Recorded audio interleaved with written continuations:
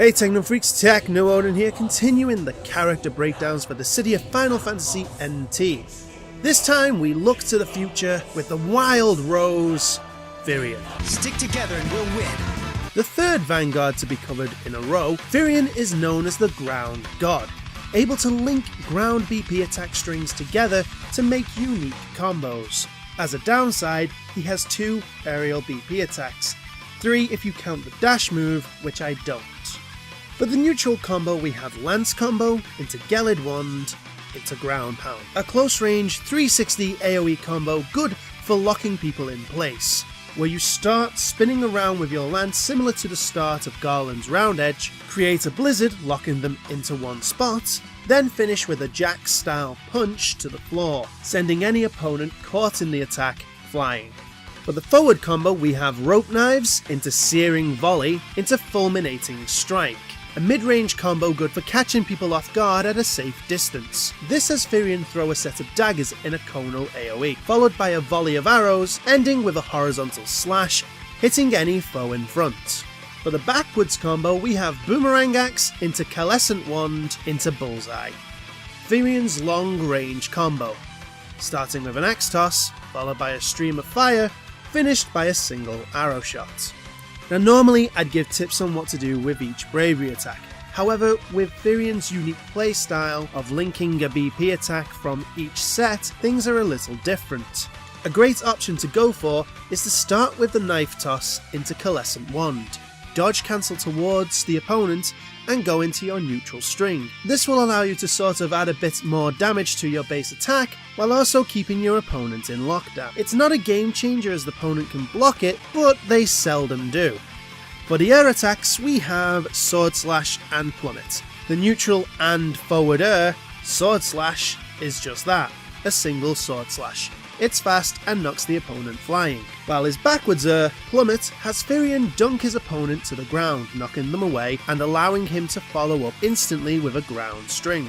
The problem is this doesn't really work well. The ground string will not hit the opponent as they will recover and gain invulnerability before the attack lands. If you're near a wall or against a wall rushed opponent, try to use Plummet, then follow it up with your neutral combo. It should bounce them off the wall, allowing Lance combo to land. However, it's not a certainty. Now you can also use Plummet as a dive bomb to people below you, so keep that in mind. His dash attack is Grasping Knives, an attack where you throw a set of knives at your opponent, and if you connect, it will bring you over to them, allowing you to follow up with a Sword Slash or a Plummet.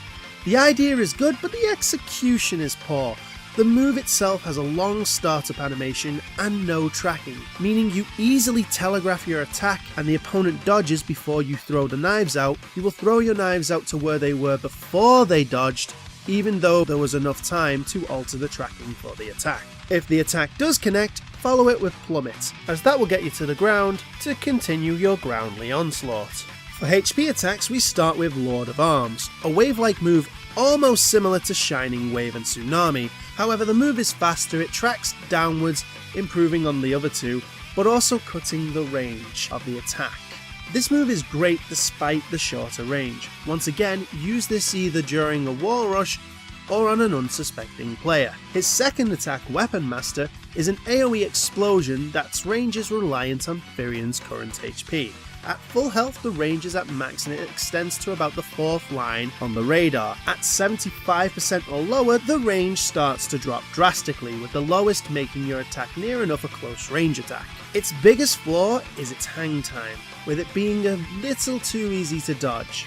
Again, better use this on unsuspecting enemies. Vortex of Arms is pretty much a copy of Garland's Blaze, only you can extend the time you are in the attack by holding down the HP button. It can hit for a lot of damage if left alone to fully execute, and ignores BP attacks similar to Blaze, and like Blaze, it cancels out HP attacks, making it a good defense.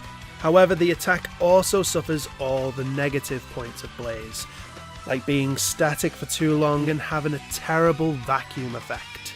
Finally we have Riposte, a counter move that when struck will release one of Firion's previous HP attacks, depending on the direction of your left stick. Leaving it in the neutral position will perform the end of the Vortex of Arms as a close range attack. Forward becomes Lord of Arms for a mid-range attack, and backwards by process of elimination is Weapon Master for the long range attack. And on a side note, this version of Weapon Master is a lot better than the actual Weapon Master itself. The only drawback is it's a fixed range. The biggest issue with Riposte is if they don't attack you, you don't have a HP attack, effectively making it a 3v2. As for my choice, I feel it is a tie between Vortex of Arms and Lord of Arms. Lord has pace and range while Vortex has lockdown and damage. Weapon Master is too slow, and Riposte can leave you being near useless against a team that decides they don't need to attack you unless it's with a HP attack.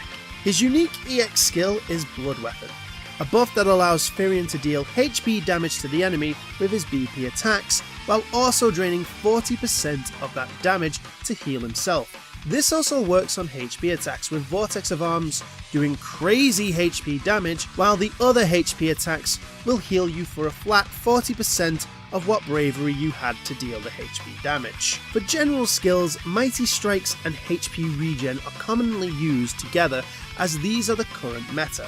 HP regen will heal you and any teammate near your close proximity by 20 HP per tick, so it's usually a safe one to have for any character. This is including Warrior of Light and Garland. It will also stack with Blood Weapon, and if you do choose to run Weapon Master, then HP regen will help keep you above 75%, so it'll be a no-brainer.